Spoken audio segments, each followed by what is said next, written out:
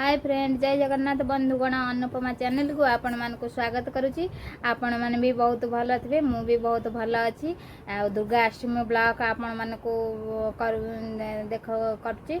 जदि आपण मान को भल लगे तो लाइक करेंगे, शेयर करेंगे, चैनल को सब्सक्राइब करेंगे। मुझे मंदिर पूजा करी आसिली।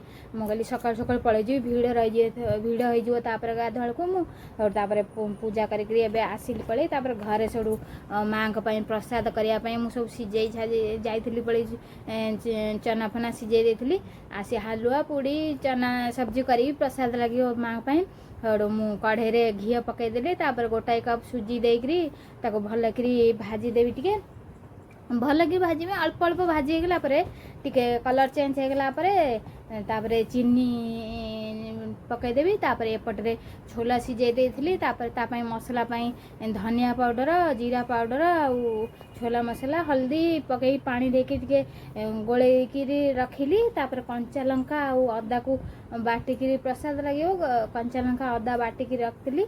एपटे सब हालुआ को भी रखिली। सब तेल पकईकरी चना जो सीझे थे सब मसला देकर पकईकरी चना को सब घोड़े रखिली।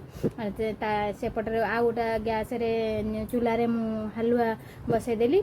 हालुआ भी होगला हो सुखला सुखला हो खाली आउ टिके अच्छी हल्का गैस को कम करदेली दीटा को चोला भी हो जाए। एपटे हालुआ हो खाली अटा भी चकरदेली मझे हालुआ उपर खाली काजू बादाम काटिकी पकईबी टिके टिके पकईबी। छोला भी सीझी जाइए छोला उपर भी जिन सीझीगला गैस बंद करी धनिया पत्र पकईबी।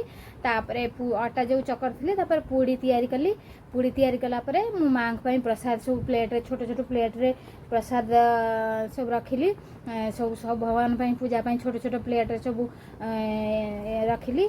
रखिकी पूजा कलु पूजा करी प्रसाद पाइकरी प्रसाद पाइलु। सब राति जमी होगला ये बंगाली दुर्गा पूजा हाँ तो आम कहलु आज जल्दी जल्दी खाई पीकरी दुर्गा पूजा दुर्गा माँ को देखिकी आस बंगाली भल आकार करती बड़ आकार से आम गलु दुर्गा पूजा देखिलु। से भी बहुत सारा बहुत स्टॉल लगाई खायापाई ये सब आम तो मु तो खाइबिनी आम खाई सब जाइलु सका गाधुआ खाई राति खाइबुनि तो दुर्गा अष्टमी थी।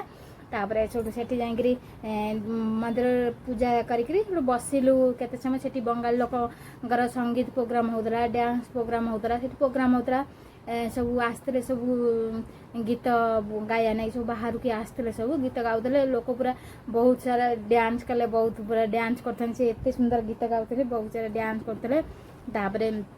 आम से बस आसला बेलू देख राति होता वर्षा जोर है आम कहलु पलि जा वर्षा हो केते समय रहा आसला बेलू देख लाइन सब लगा के मंदिर भिड़ हो जाए। मुझे ब्लॉग से धन्यवाद।